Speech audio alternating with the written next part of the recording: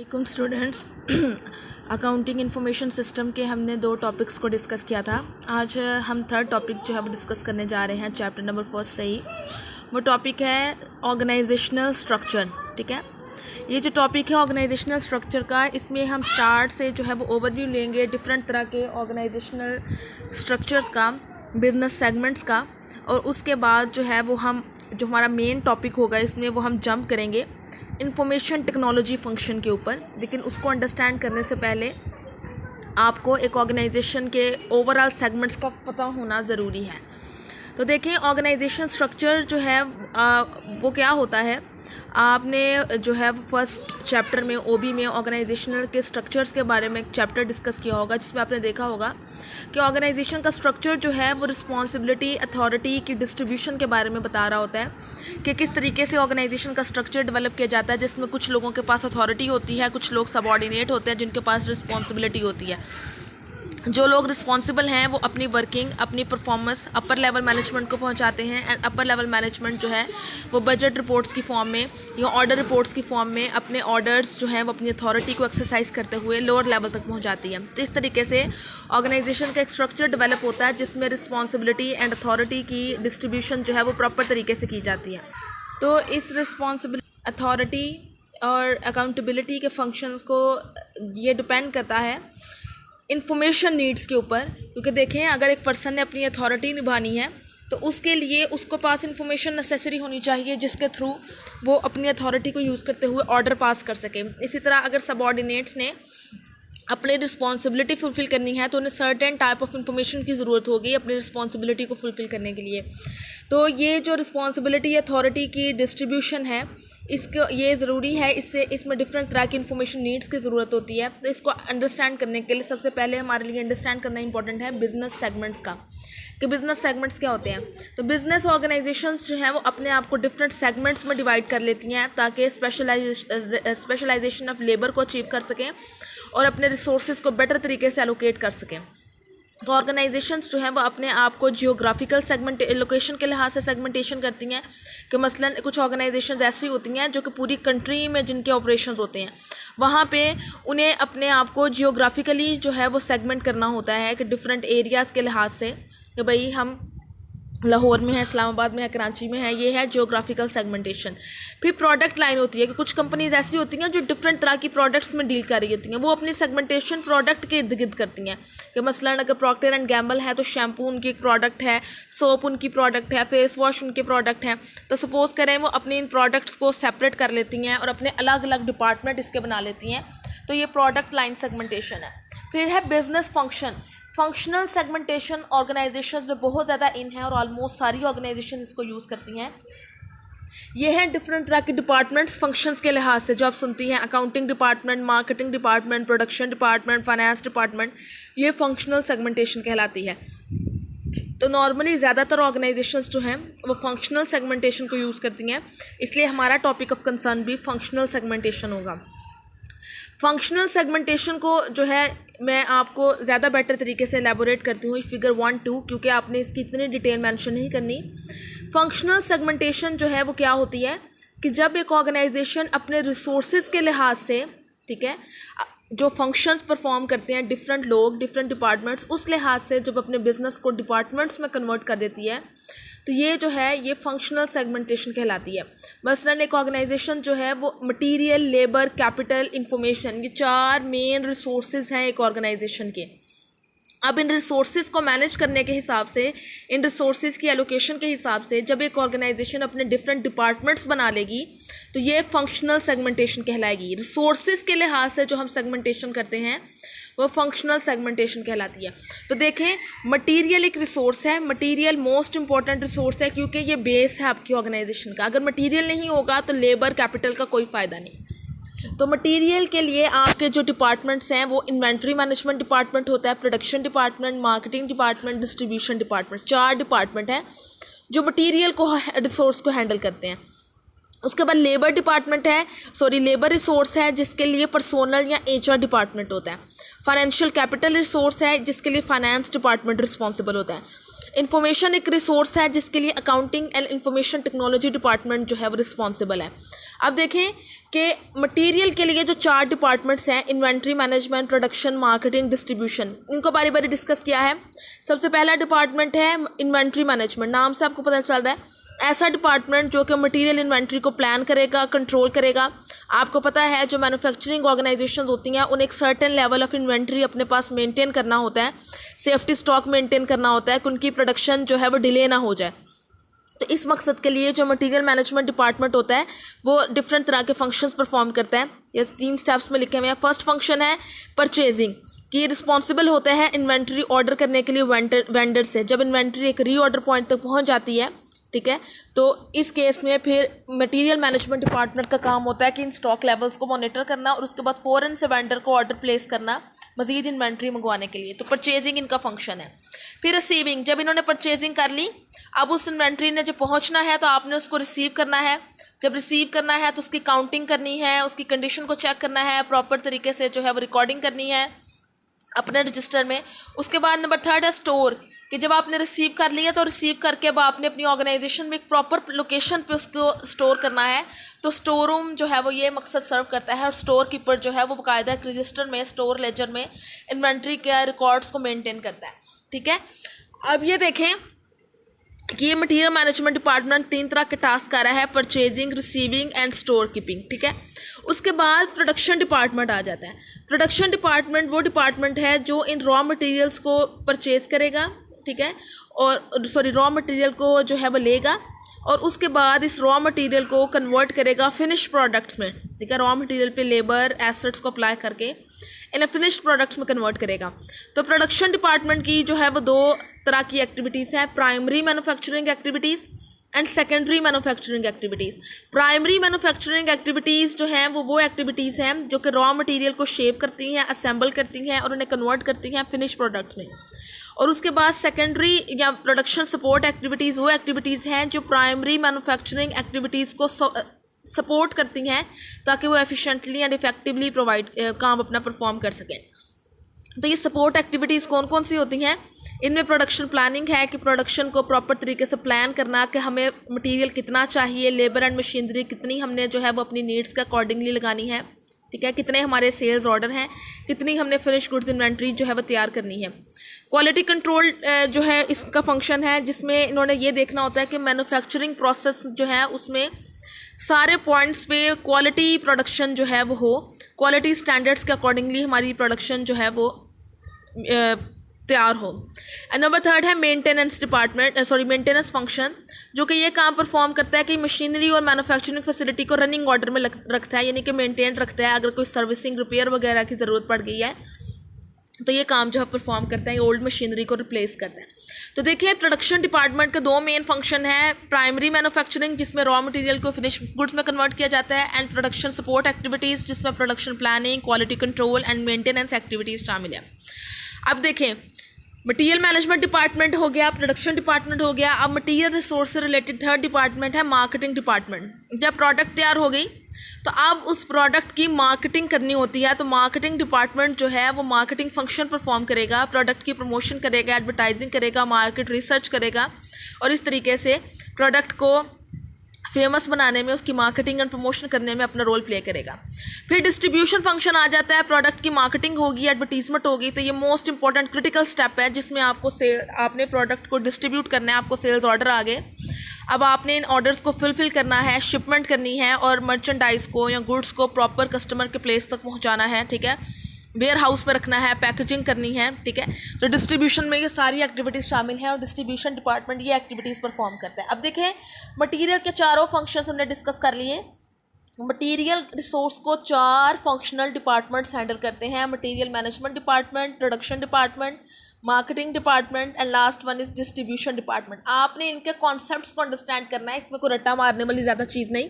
अगर आपको ये एग्जिबिट पता है, आप ये पढ़ चुकी हैं कि मटेरियल को इन्वेंट्री मैनेजमेंट डिपार्टमेंट इन्वेंट्री को मैनेज करेगा, इन्वेंट्री को परचेज़ करेगा, सेल करेगा। ठीक है, आप इतनी इन्फॉर्मेशन लिख सकती हैं। इन्वेंट्री को परचेज़ करेगा, रिसीव करेगा, उसको स्टोर में रखेगा। प्रोडक्शन डिपार्टमेंट 2 तरह की एक्टिविटीज़ परफॉर्म करेगा, primary manufacturing activities, production support activities. Production support activities में वो क्वालिटी कंट्रोल की एक्टिविटीज़ करेगा, प्रोडक्शन प्लानिंग करेगा, मेंटेनेंस करेगा। फिर आप कहेंगी कि मार्केटिंग डिपार्टमेंट जो प्रोडक्ट्स हमने बनाई हैं उनकी मार्केटिंग एंड प्रमोशन करेगा। डिस्ट्रीब्यूशन डिपार्टमेंट इनकी पैकिंग, डिस्ट्रीब्यूशन, वेयर हाउसेज में रखना, ये सारी एक्टिविटीज़ परफॉर्म करेगा। तो ये मटीरियल रिसोर्स मैनेज हो गया। अब उसके बाद आ जाता है आपका लेबर रिसोर्स। लेबर रिसोर्स को आप इस पर्सोनल के ऊपर हेडिंग लिख सकती हैं, लेबर रिसोर्स। तो लेबर रिसोर्स को मैनेज करने के लिए जो डिपार्टमेंट यूज़ होता है उसे पर्सोनल या HR डिपार्टमेंट कहते हैं। पर्सोनल डिपार्टमेंट जो है वो आपके एम्प्लॉयज़ को मैनेज करता है। Competent and reliable employees organisation के एसेट्स होते हैं। तो पर्सोनल डिपार्टमेंट का काम ही ये है कि इस रिसोर्स को इफेक्टिवली मैनेज करना, इनकी रिक्रूटमेंट करना, सिलेक्शन करना, इनको ट्रेनिंग देना, इनकी परफॉर्मेंस को इवैल्यूएट करना, इनकी कंपनसेशन, इनकी सैलरी को डिटर्मिन करना, ये सारे काम पर्सोनल या HR डिपार्टमेंट के। फिर आपका थर्ड रिसोर्स आ जाता है कैपिटल रिसोर्स। कैपिटल को मैनेज करना जो है वो फाइनेंस डिपार्टमेंट का काम होता है। फाइनेंस डिपार्टमेंट जो है वो देखता है कि फर्म के फाइनेंशियल रिसोर्सेज कहाँ से आएंगे, ठीक है, क्रेडिट किस तरह से लेंगे, कैश को डिस्पर्स किस तरह से करेंगे, कैश को रिसीव किस तरह से करेंगे, कहाँ से हम फंड्स को अरेंज करेंगे, ठीक है। तो ये सारा काम जो है वो फाइनेंस डिपार्टमेंट का है, जो कि कैश के इनफ्लो एंड आउटफ्लो को मैनेज करता है, कितना कैश आएगा, कितना कैश जाएगा। उसके बाद इंफॉर्मेशन रिसोर्स आ जाता है। इंफॉर्मेशन रिसोर्स को मैनेज करना दो डिपार्टमेंट्स का काम है, अकाउंटिंग डिपार्टमेंट का एंड इंफॉर्मेशन टेक्नोलॉजी डिपार्टमेंट का। अकाउंटिंग फंक्शन से आप सब वाकिफ़ हैं कि अकाउंटिंग फंक्शन जो है वो ऑर्गेनाइजेशन की फाइनेंशियल इंफॉर्मेशन को मैनेज करता है। इसमें ट्रांजैक्शन प्रोसेसिंग होती है, ये इकोनॉमिक इवेंट्स को कैप्चर करता है, फिर इनको रिकॉर्ड करता है, इनकी प्रोसेसिंग करता है और उसके बाद फाइनेंशियल स्टेटमेंट्स हमारे सामने प्रिपेयर करता है। तो देखें अकाउंटिंग डिपार्टमेंट में इंफॉर्मेशन की बहुत ज़्यादा वैल्यू है, क्योंकि जो यूज़र है उसने इस इंफॉर्मेशन के बेस पर डिसीजंस लेने हैं, इसलिए ये इन्फॉर्मेशन जो है वो रिलायबल होनी चाहिए। आपने पढ़ा है ऊपर, मैंने आपके साथ डिस्कस किया था कि इन्फॉर्मेशन में रेलिवेंस होनी चाहिए, एक्यूरेसी होनी चाहिए, कंप्लीटनेस होनी चाहिए, समराइजेशन होनी चाहिए और ये टाइमली जो है वो प्रेजेंट की जाए। जिस तरह मैंने आपकी एग्जांपल दी थी कि एक इन्वेंट्री मैनेजर है, वो इन्वेंट्री को डेली बेसिस पर मॉनिटर कर रहा है कि इन्वेंट्री रीऑर्डर पॉइंट तक ना पहुंच जाए, ठीक है, क्योंकि उसने उसकी बेस पर डिसीजन लेना है। लेकिन अगर अकाउंटिंग फंक्शन ही रॉन्गली परफॉर्म हुआ होगा, यानी कि आपने रिकॉर्डिंग ही अच्छे तरीके से नहीं की, आपकी जो ट्रांजेक्शन्स हैं, लेजर है, वो इन्वेंट्री जो कार्ड है या लेजर है वो सही फिगर शो ही नहीं कर रहा, तो आप डिले कर जाएंगे और अल्टीमेटली आपकी प्रोडक्शन रुक जाएगी और आपको नुकसान फेस करना पड़ेगा। तो इन्फॉर्मेशन एक बहुत वैल्यूएबल चीज़ है जिसकी बेस पर डिसीजन मेकिंग करनी होती है और अकाउंटिंग फंक्शन ये रोल जो है वो परफॉर्म करता है कि इन्फॉर्मेशन को रिलायबल वे में रिकॉर्ड करना, प्रेजेंट करना अकाउंटिंग डिपार्टमेंट का काम है, ठीक है।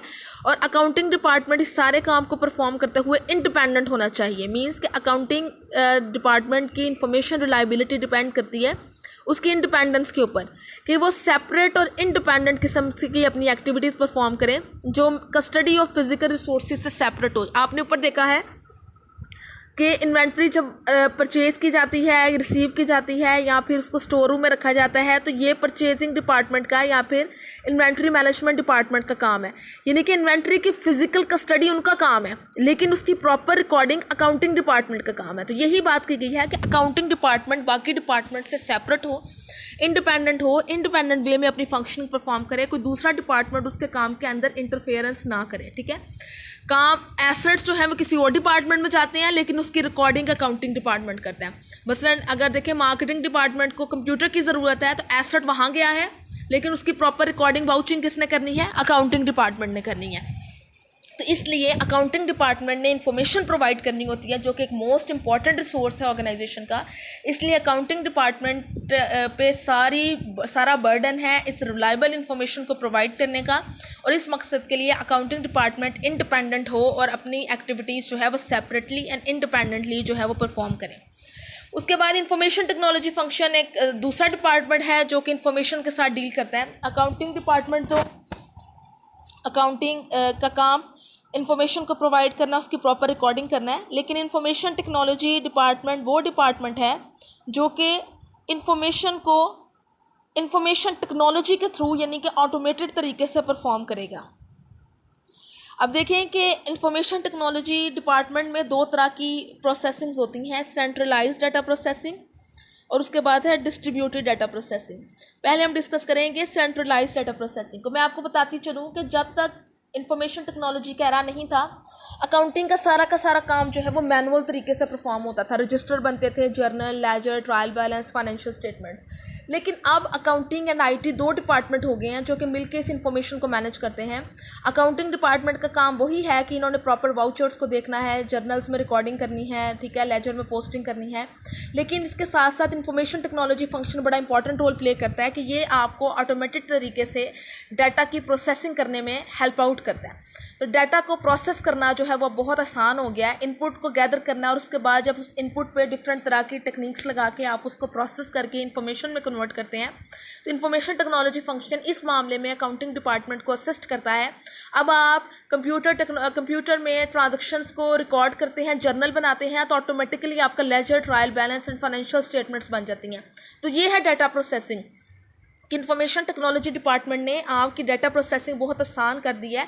आपको जर्नल बनाने की ज़रूरत है, आपने वाउचर्स एंड जर्नल्स प्रिपेयर करने हैं, लेकिन आगे से जो प्रोसेसिंग है वो ऑटोमेटिकली परफॉर्म होती है। तो इंफॉर्मेशन टेक्नोलॉजी डिपार्टमेंट दो तरह की प्रोसेसिंग करता है, centralized data processing, distributed data processing. इन दोनों की जो है कुछ बातें हैं जो हम डिस्कस करेंगे। सबसे पहले है centralized data processing.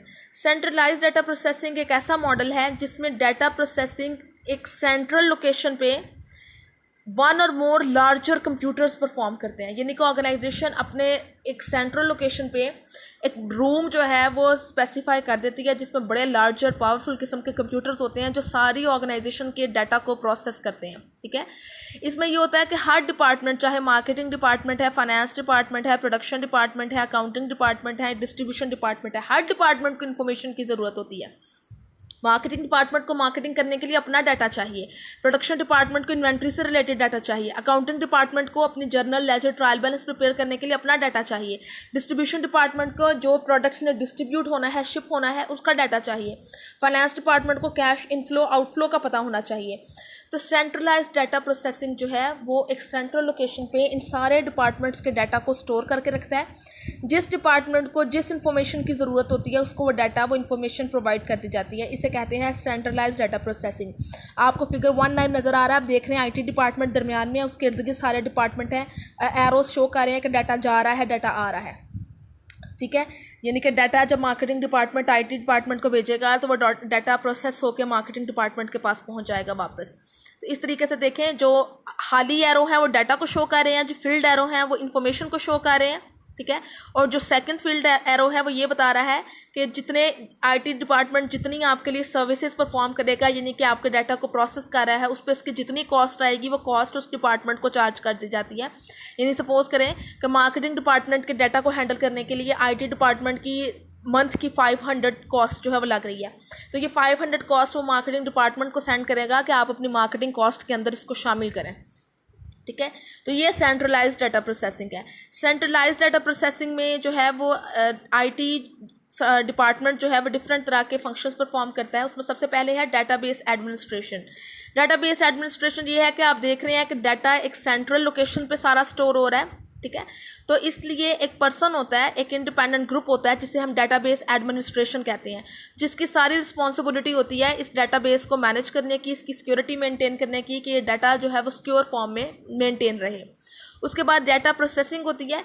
Data processing group जो है वो डाटा की प्रोसेसिंग से related day to day activities perform करता है। इसमें डाटा कंट्रोल है, डाटा कन्वर्जन है, कंप्यूटर ऑपरेशंस हैं, डाटा लाइब्रेरी है। डाटा प्रोसेसिंग में 4 फंक्शन होते हैं। पहला फंक्शन है data control group. Data control group जो है वो ऐसे लोगों का ग्रुप होगा जो कि ऑर्डर्स को या ट्रांजैक्शंस को रिसीव करेंगे, उनको प्रोसेसिंग करेंगे और उसके बाद उनको डिस्ट्रीब्यूट कर देंगे, आउटपुट डिस्ट्रीब्यूट कर देंगे यूज़र्स को। यानी कि मार्केटिंग डिपार्टमेंट ने कुछ डाटा सेंड किया कि ये हमारे कस्टमर्स हैं जिन्होंने पिछले सालों में इतनी जो है वो सेल्स की। आप जो है उसके डाटा को लेंगे, उस डाटा की प्रोसेसिंग करेंगे, प्रॉपर एक स्केड्यूल तैयार करेंगे कि कस्टमर किस किस एज से, किस किस एरिया से बिलोंग करते हैं, कितनी परचेजेस की, और एक प्रॉपर आपने रिपोर्ट बना के जो मार्केटिंग डिपार्टमेंट को सेंड कर दी। तो ये आउटपुट है। तो डाटा कंट्रोल ग्रुप का काम ये था, इनपुट को रिसीव करना, आउटपुट में कन्वर्ट करके जो है वो प्रेजेंट करना। ठीक है, अब उसके बाद डाटा कंट्रोल के बाद डाटा कन्वर्जन डिपार्टमेंट था। डाटा कन्वर्जन डिपार्टमेंट जो है वो पेपर डॉक्यूमेंट्स को मीडिया में कन्वर्ट करता था। यानी कि पेपर की फॉर्म में आपको डॉक्यूमेंट्स मिले हैं, आपने उन डॉक्यूमेंट्स को जो है वो कंप्यूटर में जब सेव करना है, कंप्यूटर फॉर्म में सॉफ्ट कॉपी में स्टोर करना है, तो वो डाटा कन्वर्जन डिपार्टमेंट का काम था। Third department computer operations department था, जो कि कंप्यूटर ऑपरेशंस परफॉर्म करता था। यानी कि प्रॉपर किस्म के MS वर्ड, एक्सेल, जहाँ पे भी आपने काम परफॉर्म करना है उसको हमको परफॉर्म करता था। फिर डाटा लाइब्रेरी एक रूम था जो कंप्यूटर सेंटर के बिल्कुल साथ था, जहाँ पे आपका ये सारा डाटा जो है, डाटा फाइल्स, टेप्स, डिस्क वगैरह जो है वो स्टोर होती थी, रिकॉर्ड्स जो हैं वो आपके पड़े होते थे। जिस तरह एक रिकॉर्ड रूम होता है उसे डाटा लाइब्रेरी कहते हैं। तो ये डाटा प्रोसेसिंग डिपार्टमेंट ये काम सर अंजाम देता था, ठीक है। उसके बाद सिस्टम डेवलपमेंट एंड मेंटेनेंस, ये थर्ड टास्क था, ठीक है। ये थर्ड एरिया था, फंक्शंस थे सेंट्रलाइज डाटा प्रोसेसिंग के, कि सिस्टम को डेवलप करना एंड मेंटेन करना, कि जो आपके पास सिस्टम है उसको डेवलप करने के लिए आपके पास सिस्टम प्रोफेशनल्स थे, डाटाबेस डिज़ाइनर्स थे, प्रोग्रामर्स थे जो आपके सिस्टम को बिल्ड करते थे, और एंड यूज़र्स थे जिनके लिए ये सिस्टम बिल्ड किया जाता था, ठीक है। तो इस सिस्टम में आपको पता ख़राबियाँ आ जाती हैं, आपका कंप्यूटर भी होता है, आप देखते हैं उसको अपडेटिंग की ज़रूरत होती है, विंडोज़ ख़राब हो जाती हैं। तो इसी तरह जो इंफॉर्मेशन टेक्नोलॉजी डिपार्टमेंट का सिस्टम था, उस सिस्टम को डिज़ाइन करना और सिस्टम को मेंटेन करना बड़ा इंपॉर्टेंट था। तो ये डिपार्टमेंट जो है वो सिस्टम की डेवलपमेंट एंड मेंटेनेंस का काम करता था।